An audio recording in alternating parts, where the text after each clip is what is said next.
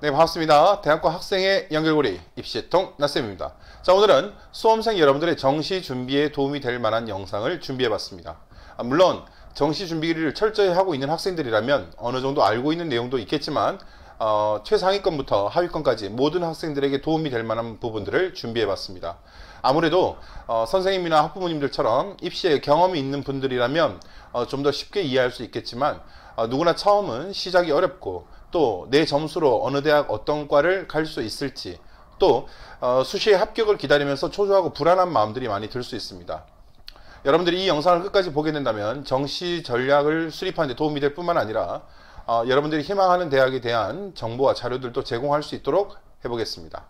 자, 오늘은 대입 정시 합격 전략 10개명이라고 해서 내용을 정리해 봤습니다. 첫 번째는 정시 용어를 살펴볼 것이고 두 번째는 우리가 가군, 나군, 다군이라 그래서 정시는 총 3개의 원서를 쓸 수 있습니다. 물론 정규 대학 외에 특수 대학이라든지 이런 것들은 가나, 다군에 포함되지 않고 번외로 더 쓸 수 있습니다. 가령 가나다의 3개의 정시를 쓰고 20개의 전문대를 쓴다라든지 또는 정규대학 중에서 대학교 중에서 일반 대학이 아닌 산업대처럼 별도의 과정을 운영하는 특성화된 대학에 지원하게 된다면 가나다군에서 열애되어 더 쓸 수 있게 됩니다. 물론 합격을 하게 된다면 먼저 연락이 오든 나중에 연락이 오든 그것은 상관없습니다. 가나다든 번외든 전문대든 4년제든 여러 군데 합격한 대학 가운데 최초 등록 기간에 돈을 내면 최종적으로 그 대학에 합격을 하게 됩니다. 그리고 먼저 돈을 냈다가 다음에 다른 대학에서 연락이 와서 갈아타게 된다 그래도 전혀 문제가 없습니다. 일부 학생들은 먼저 연락이 온 곳에 돈을 내게 되면 뒤에 연락이 오는 학교들에는 등록을 하지 못할 것이라고 생각하는 학생들도 있는데 전혀 그렇지 않습니다. 다음 세 번째는 상향, 소신, 적정, 안정, 하향 이렇게 구분을 하는데 내 점수 대비 어느 정도가 상향이며 소신, 적정은 어느 정도 범위까지이고 또 혹시나 재수를 막기 위해서 안정, 하향을 쓰게 된다면 어느 정도 점수차를 가져야 되는지에 대해서도 알아보도록 하겠습니다. 다음에 표준 점수 100분이라 그래서 정시는 등급으로 가지 않습니다. 제가 많은 질문을 받는 것 중에 하나가 선생님 2등급, 3등급, 2등급, 2등급이에요. 어디를 갈 수 있죠? 라는 질문을 많이 받습니다. 같은 등급이라 하더라도 우리가 1등급부터 1등부터 1등급의 마지막까지를 세분화해 놓았습니다. 수시에는 내신 등급을 반영할 때 과목별 등급만 반영했지만 정시는 그 등급으로는 분포도가 크기 때문에 거기에 등급 외에 표준 점수나 100분위를 가지고 학생을 선발하게 됩니다. 쉽게 말하면 같은 1등급이라도 1등부터 꼴찌까지 줄을 세웠다라고 보시면 되겠습니다. 자, 다음 5번째로 살펴볼 부분이 영역별 가중치입니다. 많은 학생들이 정시 지원 전략을 수립함에 있어서 언어, 수리, 외국어, 탐구의 영역별 가중치의 환산 점수를 구해서 입시 예측을 하고 내가 이 대학은 조금 높으니까 상향이다, 이 대학은 조금 낮으니까 하향, 안정 지원이다 이렇게 전략을 짜야 되는데 이 영역별 가중치를 무시하고 접근하게 된다 그러면 입시에 불이익을 받을 수도 있습니다. 그와 더불어서 6번째 탐구 과목의 변환 점수라는 것도 있습니다. 우리가 쉬운 사탐이 있고 어려운 과탐이 있습니다. 이런 쉽고 어려운 시험들을 이런 표준 변환 점수를 부여하지 않게 된다면 누구나 쉬운 과목을 치려고 하고 거기에만 상대적으로 많은 학생들이 몰리게 됩니다. 그래서 어려운 탐구에 내가 더 잘 쳤느냐, 쉬운 탐구 과목에서 내가 더 잘 쳤느냐는 점수가 달라지게 됩니다. 그래서 그것을 정확한 명칭은 변환 표준 점수라고 합니다. 다음 7번째 대학별 정시 변화. 우리가 각 대학들이 작년 대비 올해 어떤 변화를 가져오게 됐는지 인원 감축이라든지 반영 비율의 변화라든지 이런 부분들을 짚고 넘어가 보도록 하겠습니다. 대학별 입결 분석은 영상으로 전국의 모든 대학을 다룰 수 없기 때문에 여러분들이 이 부분을 끝까지 보고 댓글로 여러분이 희망하는 대학이랑 군 또는 예를 들면 대학별이 아닌 제가 경영학과를 지원하려고 하는데 상위 12에서 20위권 안에 있는 대학 중에서 경영학과는 어디가 어느 정도 점수대인지 봐주세요 라는 영상에 어떤 요구가 있어도 됩니다. 그래서 대학별 입결 분석을 가지고 작년 대비 올해 또는 예측까지 해드리도록 하겠습니다. 지금 수능 성적표를 받기 전이기 때문에 학생들이 가장 궁금해하는 부분들은 내 원점수, 그러니까 표준점수 100분위는 수능 성적표가 나와야 알 수 있습니다. 여러분 지금 인터넷에 떠 있는 가채점은 어디까지나 추정치입니다. 전국 1등부터 전국 꼴찌까지 전체 성적표를 다 채점하지 않는 이상 정확한 표준점수와 100분위를 알 수는 없습니다. 그래서 그런 부분들까지도 짚고 넘어가 보고 여러분들이 댓글로 희망하는 대학과 또는 과를 가지고 또는 일정 범위를 여러분들이 제안을 해주게 되면 요구가 많은 대학부터 또는 요구가 많은 학과부터 제가 정리를 해서 보여드리도록 하겠습니다. 문 닫고 들어가는 입시 많이 들어봤죠? 최초합은 뭐 처음에 붙는 것입니다. 그리고 거기서 우수하게 되면 우리가 전장, 반장 뭐 이런 용어를 쓰는데 입학 성적이 우수하게 되면 4년 장학금을 받기도 하고 입학금이 면제되기도 하며 등록금의 절반만 내고도 학교에 들어갈 수 있습니다. 그래서 이런 건 최초합에 해당이 되는 것이고 또 문 닫고 들어가는 입시라는 것은 내 성적이 조금 모자라서 불합격 처리되었다가 후보 1번, 2번, 3번, 4번, 5번을 받은 다음 내가 합격을 하는 겁니다. 그러면 아무래도 내 성적보다는 조금 더 높은 대학, 높은 과를 붙었다. 우리가 일반적으로 안전하게 지원을 하게 된다면 이런 좀 기회를 노릴 수가 없게 됩니다. 그러나 너무 무리하게 문 닫고 들어가는 입시를 추구하다 보면 원치 않게 강제 재수 각오로 가기도 합니다. 그래서 그런 부분들에 대해서 짚고 넘어가 보도록 하겠습니다. 마지막으로 최초 등록이랑 추합이랑 여러분들이 등록 전까지의 주의사항에 대해서도 살펴보도록 하겠습니다. 자, 첫 번째가 정시 용어입니다. 제가 잠깐 앞에서도 이야기를 했듯이 여러분들에게 이 용어 부분을 설명을 드리면 등급이라는 것은 1등급부터 9등급까지 해서 4%, 7%, 12%, 20%뭐 이런 식으로 분포도를 가지고 있습니다. 우리가 다이아몬드형, 마른 목걸이라고도 하죠. 상위 1, 2등급은 인원이 적고 또는 8이나 9등급은 인원이 적습니다. 그러나 가운데 몰려있는 4, 5, 6등급은 가장 많은 인원을 확보하고 있습니다. 그렇기 때문에 같은 4등급, 5등급이라도 하더라도 우리가 정시로 넘어오는 인원들 약 50만을 잡았을 때 20%면 거의 한 10만 명에 해당이 됩니다. 그러니까 국어에서 나와 같은 5등급을 받은 친구는 전국에 10만 명이 있다는 겁니다. 우리가 4년제 전체 입학 정원이 뭐 20몇만 정도 됩니다. 그러면 이 등급에서 5등급에 같은 5등급만을 적용해서 학생을 선발할 수 없기 때문에 이 5등급을 하나하나 다 쪼개 놓은 것을 표준 점수라고 하고 너무 그렇게까지 쪼갤 필요는 없다. 조금 두루뭉실하게 쪼개도 우리는 충분히 학생들을 누구를 합격시키고 누구를 떨어뜨릴 것인가를 가늠할 수 있다라고 한다면 100분위라고 합니다.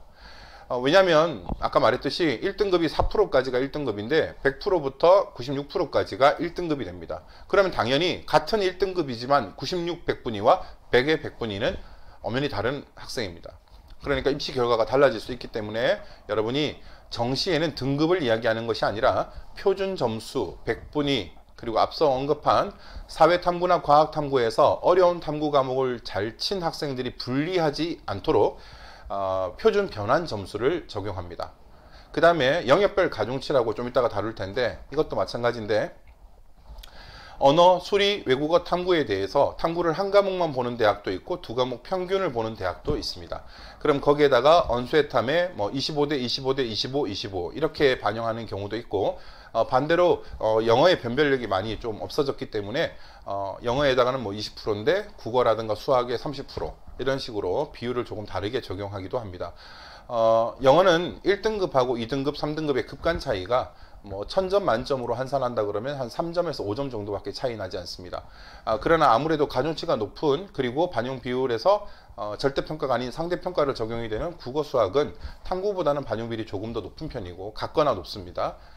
네, 그리고 영어는 반영 비율이 있다 하더라도 지원 자격에서 수시에도 많이 활용이 되었듯이 우리가 운전면허 시험을 생각하면 됩니다. 일정 수준을 넘어가게 되면 운전면허를 취득할 수 있는데 그것은 90점으로 취득하든 100점으로 취득하든 차이는 없습니다. 그렇기 때문에 여러분들이 좀 오해를 하는 게 많은 모의고사를 치면서 쌤 성적이 저는 다 4등급인데 영어는 1등급, 2등급이에요. 네, 물론 열심히 한 건 맞습니다. 그걸 못했다라고 폄하하는 것은 아닌데 아까 앞서 이야기했듯이 국어나 수학이나 탐구처럼 4%, 7%로 자른 것이 아니기 때문에 상대적으로 많은 학생들이 1등급, 2등급에 포진되어 있다 이렇게 보시면 되겠습니다. 그렇기 때문에 반대로 정시와 같이 수능 성적만을 보는 경우에 많은 반영 비율이나 급관 차이를 줘버리게 되면 좀 혼란이 올 수 있다 이 말입니다. 그리고 외에도 우리가 뭐 아까 군이라든지 그 다음에 수시 뭐 최초 합격, 그 다음에 충원 합격, 그 다음에 여러분 하나 팁을 알려드리면 정시 다 떨어지면 재수다라는 건데요. 이거 정말 많은 학생들이 모릅니다. 추가 모집이라는 게 또 있습니다. 그거는 뭐냐면 수시에서 합격을 하게 되면 정시에 원서를 못 씁니다. 그리고 정시 가나다를 다 지원했는데 내가 너무 상향만 해가지고 다 떨어졌다. 뭐 어차피 난 재수할 각오도 있다. 뭐 그러나 한 번 더 기회가 있었으면 좋겠다. 자, 이런 학생들을 위해서 2월 중순, 2월 말까지 진행되는 추가 모집 기간이 있습니다. 이거는 왜 그러냐면 정시 가나다를 학생들이 최초합을 하거나 추합으로 등록을 해야 되는데 뭐 일명 빵꾸라고 하죠. 구멍이 난 겁니다. 미달 사태가 벌어져서 대학이 급하게 공지를 띄웁니다. 이과에 2명, 이과에 1명 이런 식으로 띄우는데 아무래도 서울의 상위권 대학들은 추가 모집이 거의 없다라고 보고 있어도 대학 전체에 뭐 5명, 10명 될 정도로 굉장히 적습니다. 추가 모집은 2월 초 중순 말에 진행이 되는데 보통 경쟁률이 뭐 30대, 50대를 넘어가기도 합니다. 왜? 개수 제한이 없기 때문입니다. 그래서 추가 모집을 노리고 정시를 상향하는 것은 좀 무리가 있겠지만 내가 지금 원하는 수능 성적을 받지 못해 너무 억울하다.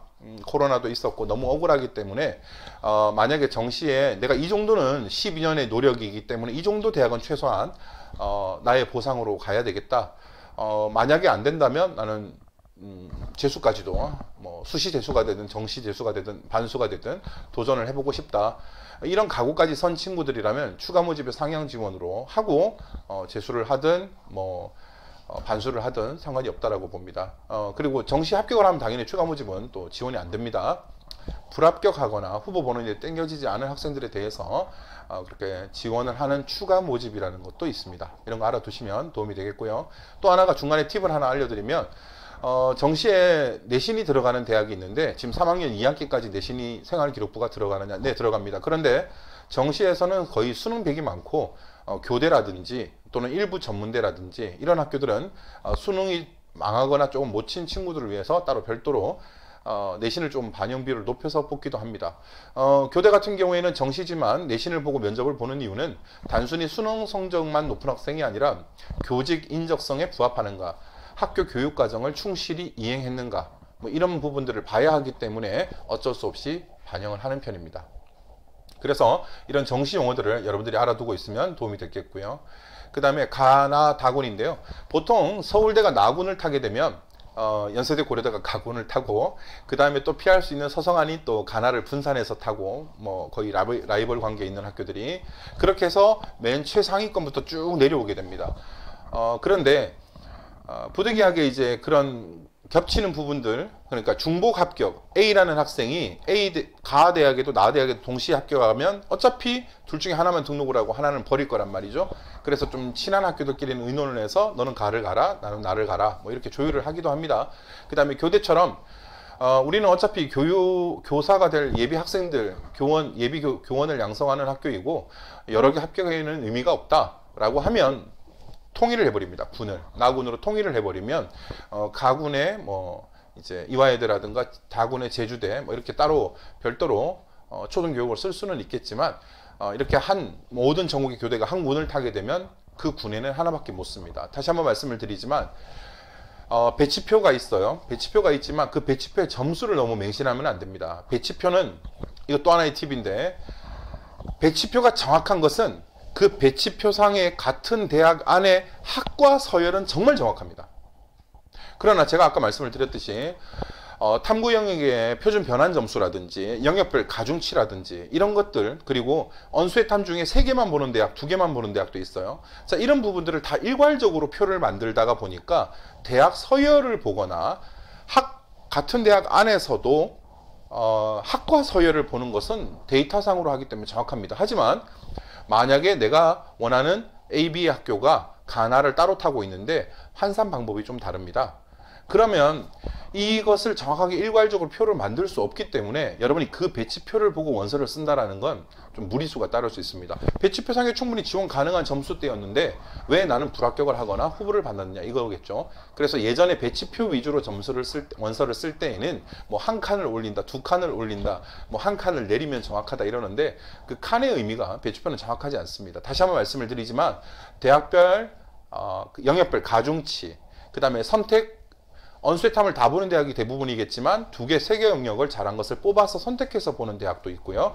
그 다음에 탐구 변환 점수도 작용을 합니다. 특히 최상위권 대학, 뭐 스카이 정도 되는 의대라든지 자, 이런 대학들은 정말 아주 미세한 점수 차이로 갈라질 수 있습니다. 이걸 가지고 일괄적으로 만든 표이기 때문에 그 배치표 상의 점수만 가지고 원서를 쓰면 무리수가 따를 수 있습니다. 하지만 이 배치표가 정확한 이유는 아까 말했듯이 대학의 서열을 이렇게 비교해 본다라든지 그 대학 박스 안에서 높은 과와 낮은 과를 보는 것은 데이터로 만들었기 때문에 정확하다고 보시면 되겠습니다.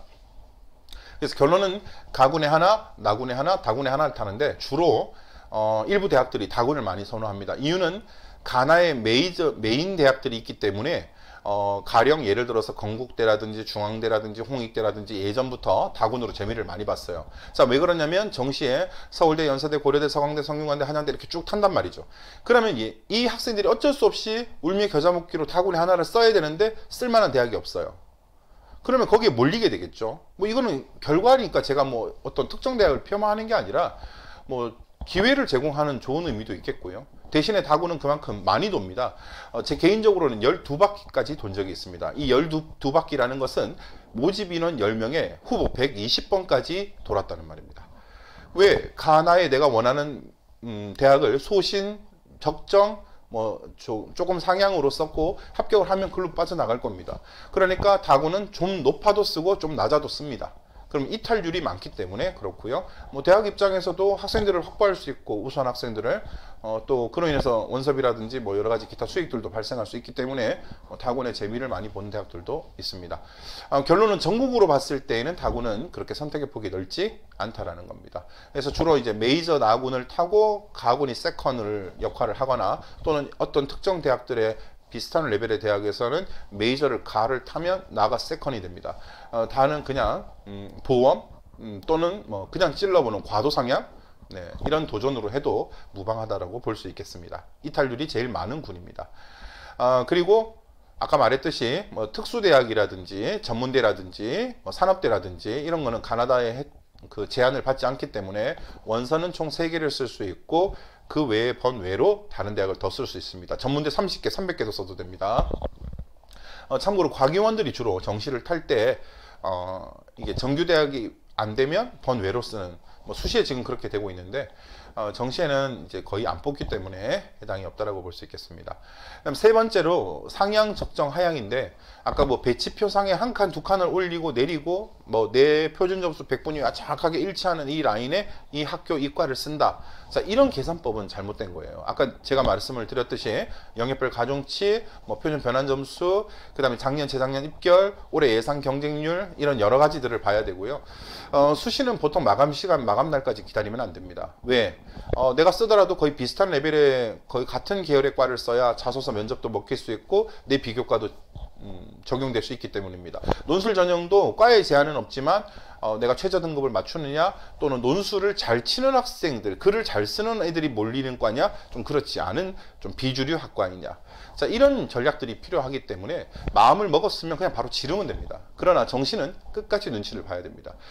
과거에 지금은 정시로 23%, 24%밖에 안 뽑기 때문에 좀 덜한데 과거에는 수능 고사장 응원 분위기도 달랐고 여러분들이 자꾸 이런 얘기하면 좀 카더라, 라떼는 말이야 이렇게 되는데 저희 때라든지 또 그 뒤라도 온라인으로 원서 접수를 하기 전 시대에는 무전기를 들고 원서 접수 창구에 줄을 섭니다.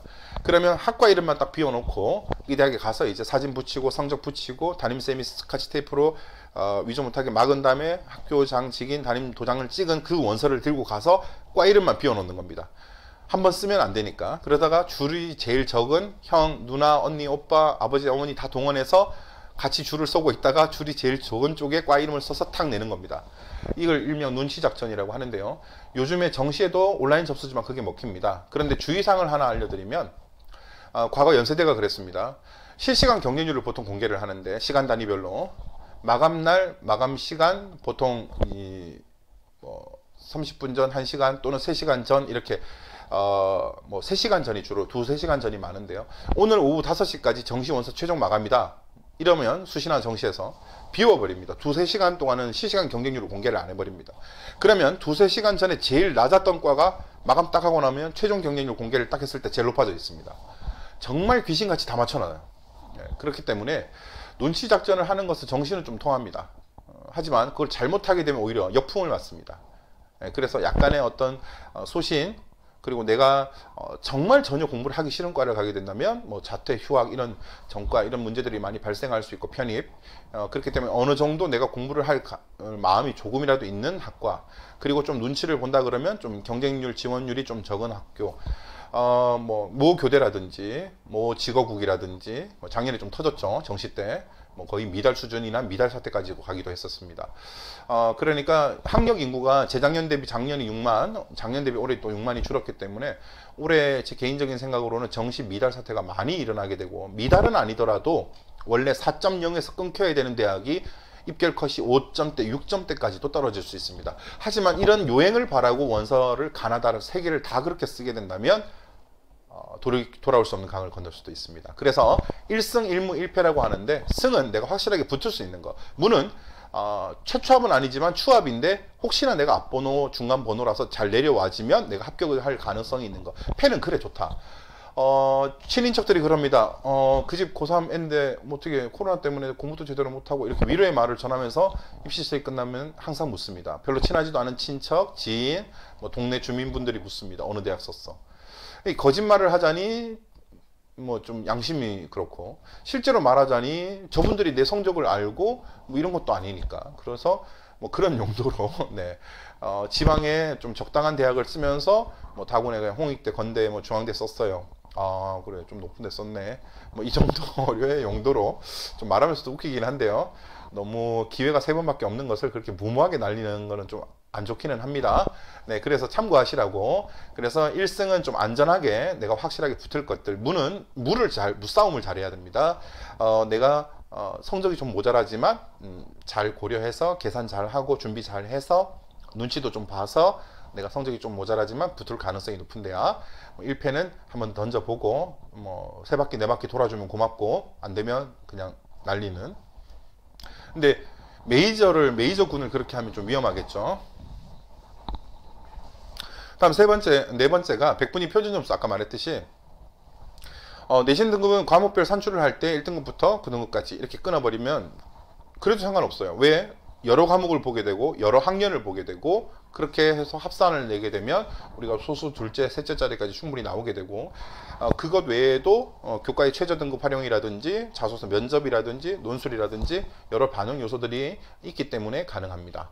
그러나 수능 점수로만 가는 정시는 그것만으로 안 되기 때문에 조금 덩어리로 쪼개놓은 건 백분위, 많이 쪼개놓은 건 표준점수, 이렇게 생각하시면 되고, 그 표준점수와 백분위를 동시에 합산해서 반영하는 대학 주로 최상위권입니다. 백분위 가지고만은 잘 안 갈라지니까 백분위와 표점을 함께 반영해서 보는 대학, 백분위가 동일하면 그 다음 표준점수를 보겠다, 뭐 이런 대학들. 그리고 그냥 표준점수만 보겠다, 우리는 그 정도 상향은 아니니까 굳이 그렇게 안 해도 계산식만 복잡해지고 괜찮을 것 같다, 백분위 이렇게 내려간다고 보시면 되겠습니다. 자, 다음 넘어가면요,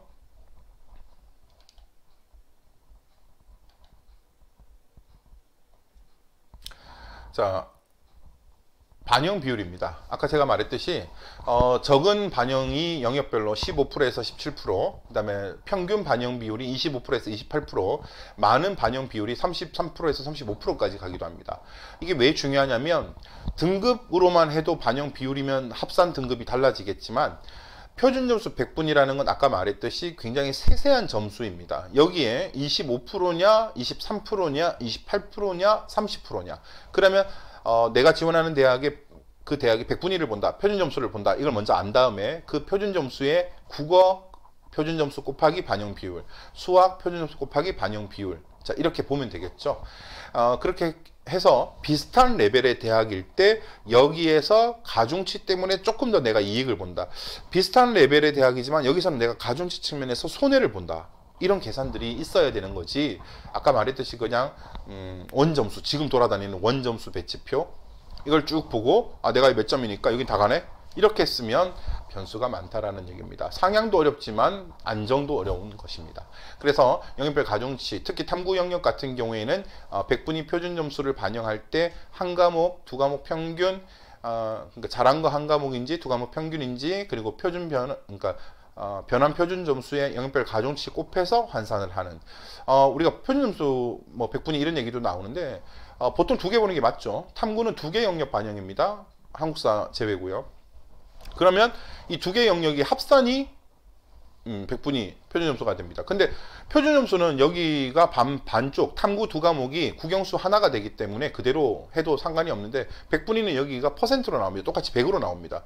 그러면 이것을 탐구 두 과목의 100분위를 합쳐서 나누기 2를 해주고 나머지 영역의 100분위를 더해서 100분위 추정을 해볼 수가 있게 되겠습니다. 반영 비율이 다르다는 거 분명히 명심을 하시고요. 합산 성적이 다를 수 있기 때문에 가중치를 꼭 적용해서 보시기 바랍니다. 이 부분이 대학별 가중치가 다른데 배치표가 그것을 다 담아내지 않아서 그것만 보면 위험하다라는 얘기를 하는 겁니다. 다음에 탐구 표준 변환 점수 방금 이야기를 했기 때문에 어려운 사탐을 쳤느냐 쉬운 사탐을 쳤느냐, 어려운 가탐이냐 사탐이냐, 뭐 투 과목이라든지 또 물리라든지 이런 건 원이라도 어렵겠죠. 자, 이런 부분들이 있기 때문에 문과도 마찬가지고요. 그런 탐구 영역에서 좀 손해를 보지 않도록 어려운 시험에 응시한 학생이 쉬운 시험에 같은 점수를 받은 친구들과 차별화를 당하지 않도록 바꿔주는 거다라고 생각하시면 되겠습니다.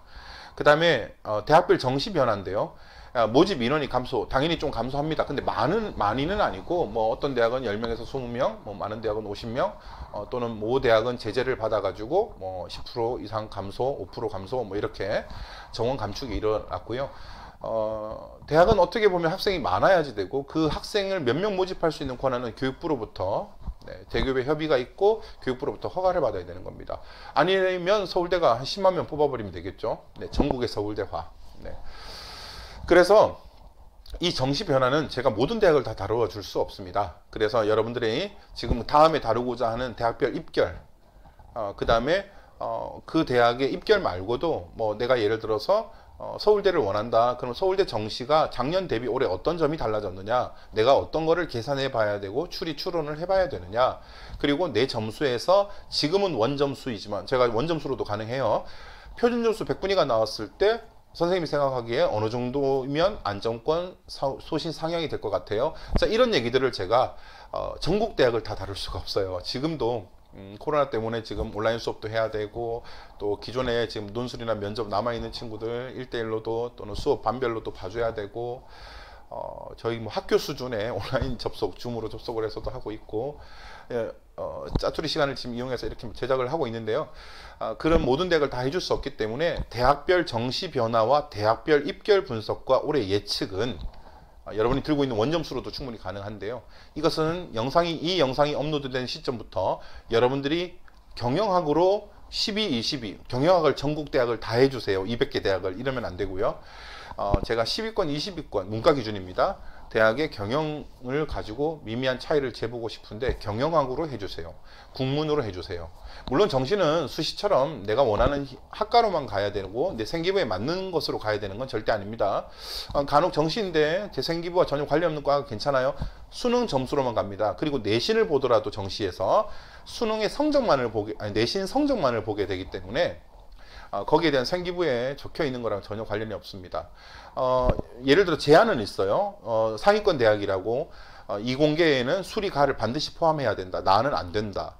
그리고 그렇게 했을 때 우리가 크로스 교차 지원이라고 하는데, 그러면 그 가를 유지한 친구들에게 뭐 5%, 10%의 가산을 준다. 뭐 이런 거 다 있어요, 정시에도. 그래서 제가 그걸 지금 다 다룰 수 없기 때문에 구독 알림을 하시고 댓글로 여러분이 희망하는 대학을 딱 찍습니다. 2개씩, 3개씩. 그리고 여러분이 희망하는 과를 가지고 12에서 21을 해달라 찍어도 됩니다. 서강대를 가지고 작년 입결 대비 올해 지금 원점수죠. 우리가 가지고 있는 건 아직 원점수나 표준점수 100분위를 가지고 서강대를 뚫으려면 몇 점이 돼야 됩니까? 서강대 안에서의 여러 학과를 내가 지원할 수 있으니까 그걸 해주세요. 이렇게 요청을 하게 되면 요청이 많은 학교 좀 치사한가요? 네. 요청이 많은 학교, 요청이 많은 전공들 위주로 일단 제작을 먼저 시작을 해보도록 하겠습니다. 그래서 지금 원래는 편집도 해야 되고 이런 불필요한 얘기도 좀 다 자르고 좀 뭐 BGM도 갈 수 있고 자료도 막 이렇게 해서 여러분들 보는 재미도 있고 이렇게 해주고 싶은데 이렇게 여러 개를 업데이트해야 이 채널을 보고 있는 많은 수험생들이 다양한 학교에 다양한 정보를 접할 수 있겠죠. 면접도 자료 요청이 많아가 보내주면서 참 아쉬웠던 게 왜 미리 하지 않았을까. 제가 뭐 이게 뭐 전문 방송인은 아니지만 그랬으면 더 많은 학생들에게 면접 자료를 줄 수 있지 않았을까. 또는 메일로 저는 뭐 경희대 경영학과인데 경영학과 자료는 없나요? 예, 개인적으로 만들어주면 좋겠죠. 네, 그러면 제 일이 너무 많아져요. 이것만 해야 돼요. 근데 제 생계와 경험과 일들의 차질이 생기기 때문에 결론은 대학별 정시 변화와 대학별 입결 분석은 여러분이 댓글로 희망하는 대학과 희망과를 적어주시면 그걸 가지고 요청이 많은 순서대로 빠르게 진행을 해서 편집이나 이런 시간들을 좀 줄이고 최대한 하나라도 더 올리도록 노력을 해보겠습니다. 지금도 30분 넘어가고 있어요. 자, 그 다음에 문 닫는 정시. 자, 최초합은 심리적인 안정입니다. 어떡하지? 다 떨어지면 어떡하지? 난 벌써 수시에 좀 안타까운 일을 경험했는데 정시까지 만약에 잘못되면 이런 용도의 안정 지원, 하향 지원일 때 최초합의 가능성이 높겠죠. 그리고 평소보다 우리가 예측이라는 걸 해봤지만 예년보다 경쟁률이 내려가면 당연히 컷도 내려온다라는 건 산술적으로 증명이 돼, 통계적으로 증명되는 부분입니다.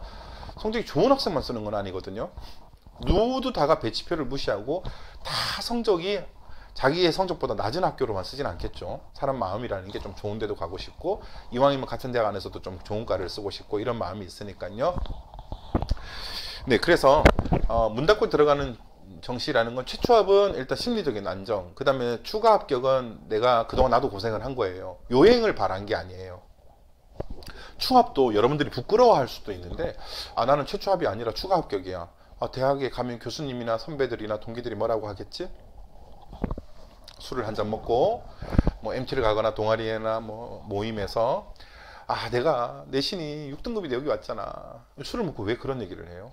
여러분의 성적, 여러분이 수시로 왔는지 정시로 왔는지, 여러분의 비교과가 얼마나 되는지, 여러분은 면접을 잘 봤는지, 자소서는 어떠했는지라는 건 전부 개인정보입니다. 출신 고교 정도는 입학처에서 조회가 가능합니다. 성적도 입학처에서는 조회가 가능한데 1만 명, 2만 명의 학생들을 뒷조사할 이유는 없겠죠. 그런 출신 고교라든가 이런 것들은 통계를 활용하기 위한 겁니다. 올해 서울대에서 강남 3구 학생은 몇 명이 왔는가, 전국의 자사고와 특목고 아이들은 입학생 전체 중에 몇 %인가, 이런 용도입니다. 근데 그걸 가지고 잘못 오해를 하면 서울대를 우리 학교는 나온 적이 없기 때문에 서울대는 우리 학교를 뽑지 않을 것이다. 우리 학교는 작년에 선배들이 서울대를 10명 갔으니까 무조건 10명 안에만 들면 서울대다. 이런 공식은 성립되지 않습니다. 그거는 흔히 말하는 고교 등급제 또는 역차별이 될 수 있습니다. 그래서 여러분들이 수시로 왔는지 정시로 왔는지 최초합인지 추합인지 아무도 모릅니다. 뭐 자랑은 해야 되겠죠. 내가 좀 안정으로 썼어. 자금을 주던데? 뭐 이런 거는 최초합이라는 얘기겠죠. 예, 그러니까 그런 부분에 대해서 자랑을 해야 되겠지만 이거는 부끄러워서 숨기는 게 아니라 여러분들도 그만큼 자격이 돼서 후보 1번, 2번, 3번, 4번 서울대 연고대도 후보 경험 다 해요. 그렇게 해서 내려온 걸 가지고 고개를 푹 숙이고 부끄럽게 추가 합격은 내가 원래 이 점수가 안 되는데 뭐 술을 먹고 내가 정시를 망했는데, 여러분이 여러분 입으로 말하지 않는 이상 여러분의 지도 교수님, 학과 교수님, 학과 사무실, 여러분의 선배, 동기, 후배들은 여러분의 입시 정령과 점수에 대해서 알 권리가 없습니다. 여러분이 최초합인지 추합인지는 술을 먹고 여러분 입에서 나온 겁니다. 자, 다음에 최초 등록은 당연히 최초 등록 기간이 오늘 통보를 받았던, 내일 통보를 받았던 전국의 네이버 치면 바로 떠요. 네, 전국에 최초 등록 기간이 있습니다. 이 기간 안에 전국에 한 1,700명에서 한 2,500명 정도가 이걸 어겨서 대학에 다니다가도 퇴학 처리가 됩니다. 잘 들으세요. 돈을 한 곳에만 내야 됩니다. 최초 등록 기간에. 그럼 만약에 최초 등록 기간이 3일인데 오늘 A라는 대학에 등록을 했는데 갑자기 마음이 바뀌거나 뭐 이런 변수가 생겨가지고 뒤에 뭐 하루 전날, 한 달 전에 통보받은 학교랑 하루 전날 통보받은 학교에서 막 갈등이 생겨가지고 고민을 하다가 A 대학에도 돈을 내고 B 대학에도 돈을 넣는 순간, 그리고 하루가 지나고 이틀이 지나는 순간 여러분은 이중 등록 금지법 위반이 됩니다. 이것은 모든 대학에 불합격 처리됩니다. 심지어 대학에 다니고 돈을 내고 다니고 있는 중에도 적발이 되면 퇴학 처리가 됩니다. 입학이 무효가 됩니다. 대입에 혼란을 줬다 이겁니다. 여러분이 최초 등록 기간에는 무조건 한 곳에만 돈을 넣고 기다립니다. 자, 그러면 전문대만 먼저 연락이 왔어요. 전문대에 돈을 내놨는데 갑자기 좋아하던 4년제에서 연락이 온 거예요. 그러면 최초 등록 기간에 넣어놓은 전문대의 돈을 그날 밤이든 인터넷이든 등록 포기각서든 이런 걸 작성하거나 제출을 한 다음에 여기다가 돈을 내면 되는데, 이게 밤에 이루어져요. 주로 전화가. 그러면 여기다가 등록을 하고 여기다가 등록을 하고 취소를 하고 등록을 할 때 하루 안에 이루어지면 아무런 문제가 없어요. 보통 추합 전화는 추합 1차, 2차는 보통 홈페이지 공지를 합니다. 그리고 현재 내가 몇 번인지 알려줍니다. 그런데 보통 3차, 4차를 넘어가면 이제 대학이 급합니다. 빨리 문을 닫아야 돼요. 아니면 컷이 계속 내려가거든요. 그러니까 급합니다. 저희는 대학이 캠퍼스가 좋고 우수한 교수님들이 있고 이제 와달라는, 학생이 아닌 대학이 갑이었는데 추가 합격 기간에는 학생이 갑이 됩니다. 기숙사도 새로 지었고 저희는 장학금도 많이 주고 저희 교수님들이 취업을 잘 시켜주고 막 이제 자랑하기 시작합니다. 왜? 다른 대학 돈 내는 거 취소하고 우리 대학 와달라는 거죠. 네. 그렇기 때문에 이중등록 금지법 위반 명심하시고요. 같은 군에 온라인으로 막혀 있어서 상관은 없는데 같은 군에 같이 지원하는 것도 복수 지원 금지법 위반입니다. 이중 등록 금지법 위반과 복수 지원 금지법 위반과 수시에 합격이나 추합을 해놓고 정시에 등록을 해서 합격을 하는 이런 모든 것들은 입시 행위를 혼란을 야기한 행위이기 때문에 법으로 학생에게 입학 취소를 할 권리가 있습니다. 반드시 검색을, 일단 법이 붙었어요. 우리가 윤리 도덕은 어기면 양심의 가책을 느낍니다. 법을 어기면 처벌을 받습니다. 그렇기 때문에 이중등록금지법 위반에 걸리지 않도록 먼저 돈을 넣었다가 연락 온 곳에 아침 9시까지 돈을 넣으세요. 네, 알겠습니다. 그러면 하루 만에 결정을 해야 되니까 마음속에 내 우선순위에 1, 2, 3, 4, 5, 6을 정해놓고 기다려야 됩니다. 그러면 이제 5에서 4가 오고 4에서 3이 오고가 아니라 1이 왔다가 갑자기 5가 오기도 합니다. 다 섞입니다. 사람 심리라는 게 먼저 연락이 오면 그래. 근데 뒤에 연락이 오면 왠지 안 되는데 된 것 같거든요. 그럼 먼저 연락 온 걸 무조건 버리고 뒤에 연락 온 걸 돈을 냅니다. 제가 영상에서 대학별 장점을 하는 이유가 여러분이 자소서를 쓸 때 대학 지원 동기, 학과 지원 동기, 여러분이 대학을 선택할 때 어느 대학에 원서를 낼지에 대한 고민들, 그리고 수시든 정시든 어느 대학에 등록을 하는지에 대한 고민들이 많습니다. 그때 조금이나마 참고가 되라고 제가 대학별 장점을 찍고 있었던 겁니다. 저의 깊은 뜻을 알아주시면 감사하겠습니다. 물론 저는 객관적이기 때문에 개인적 취향, 교통편, 편의시설, 집과의 거리, 취업률 뭐 여러 가지가 작용할 수 있어요. 참고하라는 겁니다. 제가 뭐 신도 아니고 여러분의 인생에 관여해서 아니 A 대학을 왜 가지? B 대학을 가야 돼 라는 거는 존재하지 않아요. 여러분이 결정을 하는데 조금 더 도움이 되었으면 하는 이유입니다. 그래서 다시 한번 얘기하지만 그러면 최초합이든 추합이든 최초합에 돈을 넣었다가 추합에 돈을 넣었어요. 추추합이 또 왔어요. 그럼 이거 빼고 다시 넣으면 됩니다. 10번을 해도 됩니다. 그거는 상관없지만 최종 등록 기간에는 반드시 돈이 한 군데만 들어가 있어야 합니다. 그리고 보통 밤에 전화가 오면 아침까지 돈을 넣으라고 하니까 돈을 넣으면서 이체하면서 그 전에 등록된 대학에 반드시 전화나 뭐 메일이나 팩스로 등록 포기각서를 제출해야 됩니다. 하지 않으면 동시 2개가 있고 예치금은 돌아 나와요. 다 냈던 예치금. 근데 좀 걸려요. 며칠 지나서 들어오기도 합니다. 취소만 하면 상관없습니다. 돈은 늦게 돌아와도 됩니다. 이 부분 때문에 실수를 많이 해서 아까 말했듯이 한 1,500명에서 2,500명까지도 해마다 입시에서 불이익을 받습니다. 강제 재수 각오로 갑니다. 반드시 명심하시고 피해를 보는 일이 없었으면 좋겠습니다. 다음에 연락처 변경입니다. 수시대도 벌써 9월에 원서 접수, 9월에 원서를 접수하고요. 여러분들이 갑자기 이제 수능이 끝나고 뭐 아이폰 뭐 갤럭시 이제 새로 나온 폰을 바꾸면서 그동안 이제 수능을 좀 잘 봐서 바꾸는 친구들, 그다음에 이제 예비 대학생이 되기 위해서 이제 핸드폰으로 많은 기능들을 해야 되니까 공부를 위해 폴더폰을 썼던 친구들이 많이 바꾸고 있는데요. 제 학생들에게는, 제가 가르치는 학생들에게는 반드시 이야기를 했습니다. 대학에 등록을 하고 최종 합격을 하기 전까지 기계는 바꿀 수 있지만 번호는 바꾸지 말라고. 이게 번거롭습니다. UA나 진학사 어플라이를 통해서 연락처 변경이 수정도 가능하지만 이 사람들이 업무가 많기 때문에 여러분의 연락처 변경을 실시간으로 대학 측에 통보하지 않고, 또 거기서 사람이 취합을 해서 전산상에 수정을 하는 과정에서 오류가 발생할 수 있습니다. 무슨 말이냐면 고사장 변경, 발표일 변경, 그 다음에 최초합 등록, 지금 현재 우리는 개인적인 전화로 추가 합격을 통보하지 않습니다. 홈페이지를 보세요. 그리고 등록기간은 언제까지입니다. 이런 공지사항들이 문자로 옵니다. 그런데 연락처가 바뀌어서 그것이 수정되어 있지 않다면 여러분 연락을 못 받았죠? 그것은 학생 책임입니다. 물론 추가 합격 전화가 처음엔 학생에게 옵니다. 부재 중이거나 받지 않겠죠? 플레이스토어의 모든 게임들을 지금 두루 섭렵하고 세상의 모든 영화들을 다 보고 자도 끝이 없는 잠을 자고 있는 그런 상황에서 쉬기 때문에 12년을 고생하고, 그 상황에서 연락처 변경이 되어서 여러분들이 확인을 못했습니다. 전화를 못 받았습니다. 낯선 번호라서. 그러면 다음 부모님, 어머님, 아버님으로 전화가 갑니다. 제2 연락처. 그러고도 제3 연락처도 통화가 안 되면 학교 측으로도 통보가 가는데 마침 뭐 코로나다 여러 온라인 학습이다 해서 선생님들이 부재 중이었습니다. 이 모든 연락처들이 다 부재 중이면 다음 후보한테 넘어가고 합격의 기회가, 여러분의 등록이 취소됩니다. 실제 경험이 있었습니다. 그렇기 때문에 연락처 변경이 된 친구들은 지금 당장이라도 뭐 수시든 앞으로 정시 원서를 쓸 때에든 최종적으로 대학에 돈을 내고 합격하기 전까지는 절대 번호를 바꾸지 마시고, 부득이하게 지금 바뀐 친구들은 수시 발표 기간 중이잖아요. 정시도 이제 원서를 써야 되고요. 원서를 작성한 다음에 연락처 변경된 친구들은 진학사 어플라이에서도 연락처를 변경을 해야 되겠지만, 여러분이 원서를 낸 대학의 입학처에 연락처 변경을 반드시 신청해야 됩니다. 여기에서 하지 않고 연락을 못 받아 발생할 수 있는 추가 합격의 기회라든지 안내, 입시 안내라든지 등록 기간이라든지 등록 주의사항이라든지 이런 걸 어겨서 받는 불합격 처리는 학생의 책임이 됩니다.